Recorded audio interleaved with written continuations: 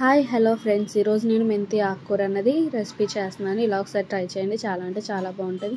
నేను ముందుగా మెంతి ఆకును అన్నది వేరుగా ఏరుకొని కడుక్కొని పక్కన పెట్టుకున్నానండి. 2-3 సార్లు వాటర్లో కడగాలండి. అలానే నేను 3 ఉల్లిపాయలు, 3 టమాటాలు, 3 పచ్చిమిరపకాయలు అన్నది కూడా కట్ చేసుకున్నాను. ఒక కళాయిలో ఒక 3 టేబుల్ స్పూన్ ఆయిల్ అన్నది యాడ్ చేసుకొని పోపులు, పచ్చిమిరపకాయలు, అలానే ముందుగా కట్ చేసుకున్న 3 ఉల్లిపాయలు ముక్కలు అన్నవి కూడా యాడ్ చేసుకొని గోల్డెన్ రెడ్ కలర్లో బాగా ఫ్రై అవ్వాలండి. అలానే నేను అల్లం వెల్లుల్లి దంచి వేసుకుంటున్నాను.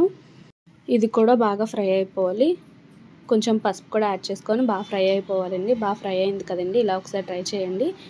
అలానే నేను ముందుగా కట్ చేసుకున్న టమాటా కూడా యాడ్ చేసుకొని ఒక 2 మినిట్స్ కలిపి పెట్టుకుంటున్నానండి.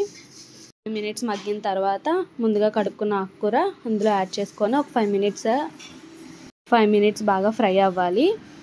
చూసారు కదండి, బాగా ఫ్రై అవ్వాలి.